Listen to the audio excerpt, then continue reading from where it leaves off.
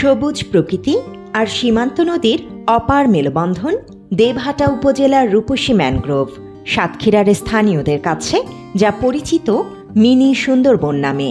ইছামতির তীরে গড়ে ওঠা এই কৃত্রিম ম্যানগ্রোভ স্থানীয় পর্যটকদের দারুণভাবে আকৃষ্ট করেছে। প্রায় ৬০ বিঘা জমির ওপর উপজেলা প্রশাসনের উদ্যোগে রোপণ করা হয়েছে সুন্দরবনের আদলে নানা প্রজাতির গাছ। শীতল ছায়া আর নিরিবিলি পরিবেশে হাঁটা চলার জন্য রয়েছে প্রশস্ত মেঠো রাস্তা। ঘোরাঘুরিটা সবারই ভালো লাগে, তো সেই জায়গা থেকে আমারও আসলে এখানে এসে খুব ভালো লাগছে যে রূপসী দেবহাটা ম্যানগ্রোভ যে পর্যটক কেন্দ্র, এখানে আসলে ইছামতি যে নদী সাতক্ষীরার অন্যতম একটা নদী, এবং উপরে ভারত এপাশে বাংলাদেশ, আর পরন্ত বিকালে এমন একটা মুহূর্তে আসলে সবারই ভালো লাগবে। আর আমরা হচ্ছে ঘোরাঘুরি মানা মানুষ, এগুলো আমাদেরকে ভালো লাগে। যারা প্রকৃতি ভালোবাসেন তাদের জন্য এটি একটি দারুণ দর্শনীয় স্থান। এই পর্যটন কেন্দ্রে প্রবেশে জনপ্রতি ২০ টাকা মূল্যের টিকিট নিতে হয়। দর্শনার্থীদের বিনোদনের জন্য এখানে তৈরি করা হয়েছে সুবিশাল লেক। লেকের উপর দিয়ে রয়েছে কেবল কারের ব্যবস্থা।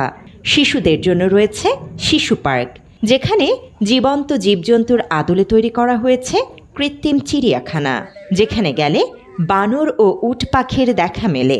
এছাড়াও রাত্রিযাপন ও বিশ্রামের জন্য রয়েছে কটেজ এবং গোলঘর। উট পাখি, বান্দর, তারপরে বান্দর পার্ক দেখছি। বাত ব্যথা, প্যারালাইসিস কিংবা আর্থ্রাইটিস, আধুনিক ফিজিওথেরাপি ও পুনর্বাসন চিকিৎসায় নির্ভরযোগ্য নাম ডিপিআরসি। ইছামতি নদীর তীরে গড়ে ওঠায় এটি আরও আকর্ষণীয় হয়ে উঠেছে। একদিকে সবুজ বন, অন্যদিকে শান্ত নদী।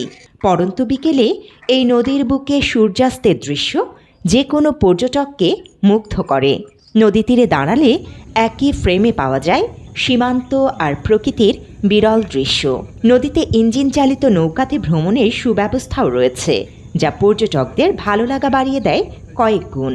এখানে ঘুরতে আসার অনুভূতি আমার অনেক ভালো, কারণ সাতক্ষীরা জেলার ভেতরে একটি সৌন্দর্যময় জায়গা হলো দেবহাটা রূপসী ম্যানগ্রোভ পর্যবেক্ষণ কেন্দ্র।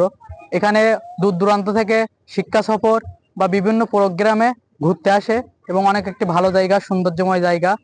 একই সাথে বনের শান্তিনিকেতন, নদীর নৈসর্গিক সৌন্দর্য এবং আধুনিক বিনোদনের সুবিধা সব মিলিয়ে সাতক্ষীরার রূপসী ম্যানগ্রোভ নিঃসন্দেহে একটি অনন্য গন্তব্য। Desk report, Bangla addition.